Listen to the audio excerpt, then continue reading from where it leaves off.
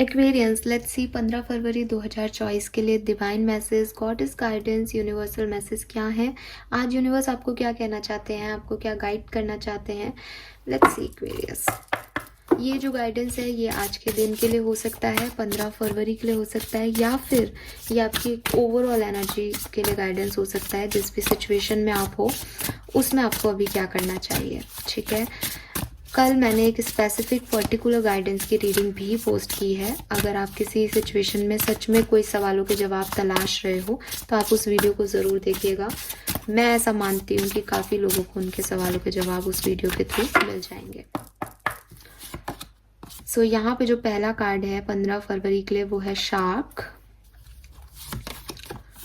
Then we have weak, okay, and lastly we have grey.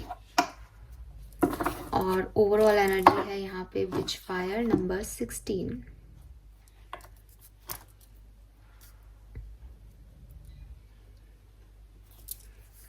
सो 34, 35, 36, 37 आप लोगों में से किसी का एज ग्रुप हो सकता है।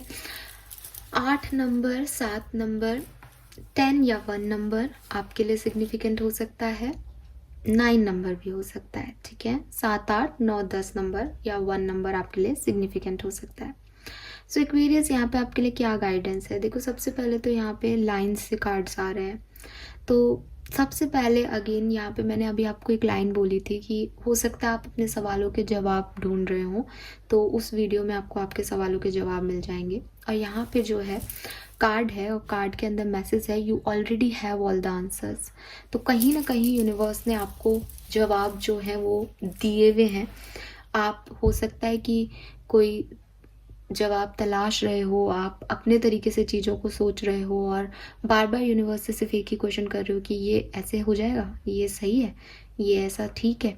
और आपको आंसर पता है, कहीं ना कहीं यूनिवर्स ने आपको पहले ही उसके बारे में बता दिया है। कहीं ना कहीं आपके इंट्यूशन जानते हैं कि उस सवाल का जवाब क्या है। कहीं ना कहीं मेरी रीडिंग के थ्रू या किसी और रीडिंग के थ्रू, किसी बुक के थ्रू आपको वो रीडिंग का आंसर मिल गया है, लेकिन आप फिर भी उसको मानना नहीं चाह रहे। कई बार होता है ना कि हमें कोई कहता है कि यार ये चीज़ ऐसी है, अभी हमें पता है कहीं ना कहीं दिल से कि हाँ वो सही कह रहा है, लेकिन क्योंकि हम वो चीज़ नहीं चाहते तो हम नहीं मानते। हम सोचते हैं नहीं नहीं, एक बार और किसी से पूछ लेते हैं, ऐसा ऐसा कर ले, फिर ऐसा हो जाएगा, फिर ऐसा हो जाएगा। इट मीन्स कि हम उस चीज़ से निकलना चाहते हैं, हम चाहते हैं कि वहाँ से निकल जाए हम। तो वो चीज़ मुझे यहाँ पे फील होती है। देन यहाँ पे शार्क की एनर्जी है। यूनिवर्स कह रहे हैं कि कोई ऐसी सिचुएशन है आपकी लाइफ में जो अच्छी नहीं है, जो आपकी मेंटल हेल्थ के लिए, फिज़िकल हेल्थ के लिए अच्छी नहीं है। कुछ लोग हैं आपकी लाइफ में जो आपके लिए टॉक्सिक हैं, जो आपको सही समय पे सही सपोर्ट नहीं देते, सही समय पे सही मोटिवेशन नहीं देते, और आपको जो है जैसा आपको एक्चुअली में नीड है जिस एनवायरनमेंट की, वो सिचुएशन और वो लोग जो हैं वो आपको वैसा एनवायरनमेंट क्रिएट करके नहीं दे रही हैं।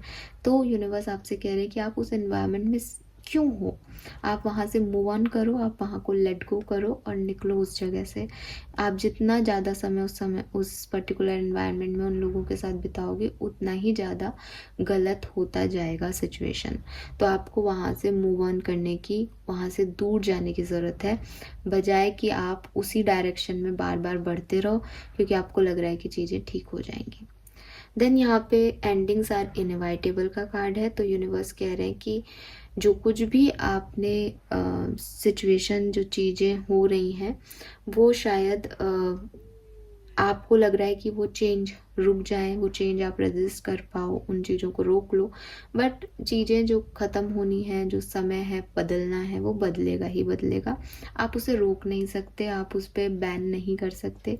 आप परेशान हो सकते हो, लेकिन आप जितना परेशान होगे बस उस परेशानी का समय बढ़ेगा। ना तो आप उस होनी को होने से रोक सकते हो, नहीं आप उसे बदल सकते हो, नहीं आप फिर कुछ और कर सकते हो। यहाँ अच्छी चीज़ क्या है कि हम इस चीज़ के बारे में कम सोचें, इस चीज़ को एक्सेप्टेंस दें कि ये ऐसा ही होना है, ये ऐसा ही हो गया है और अब हम आगे क्या कर सकते हैं।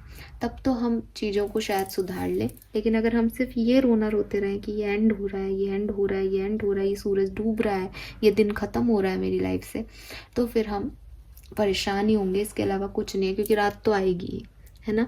तो ये चीज़ समझने की ज़रूरत है कि किन चीज़ों से दूर हटना है और किन चीज़ों को लेट गो ही कर देना है, किन चीज़ों को छोड़ देना है कि वो अब हमारे बस में नहीं है। और जो भी सवाल हैं उनको बाहर ढूंढ रहे हो, लेकिन कहते हैं ना कि पूरी दुनिया में घूम करके जो सवालों के जवाब थे वो मेरे अंदर थे।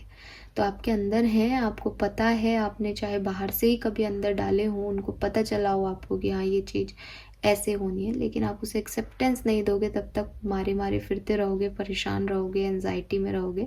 तो उसे एक्सेप्टेंस दे दें। And lastly we have stand up for yourself. तो कर्मा जो है उससे डरना कि मेरे को किसी का बुरा नहीं करना है, ये एक सही बात है कि आपको किसी का बुरा नहीं करना। लेकिन एक सही बात ये भी है कि जिस भी व्यक्ति पे आप विश्वास कर रहे हो या जिस भी व्यक्ति ने आपके साथ जो जैसा किया है, आप उसको उसके बदले में वैसा ही दोगे। ठीक है, इसमें कहीं पे भी ऐसा नहीं होता कि कोई आपके साथ गलत कर रहा है और आप उसके साथ इसलिए उसको बदले में उसका रिएक्शन नहीं दे रहे कि आपको लग रहा है कि नहीं नहीं मेरे को अपना कर्मा अच्छा रखना है।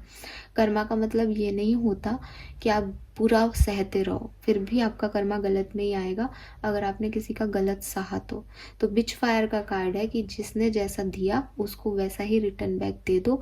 अपने लिए भी जो है डिसीजन मेकिंग करना, एक्शन लेना सीखो।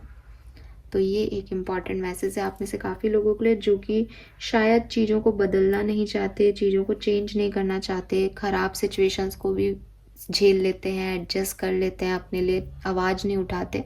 तो आपको आवाज़ उठानी चाहिए Aquarius. Fine, so this is all for you guys. Thank you so much reading को देखने के लिए। चैनल को लाइक और सब्सक्राइब कीजिएगा। Bye bye.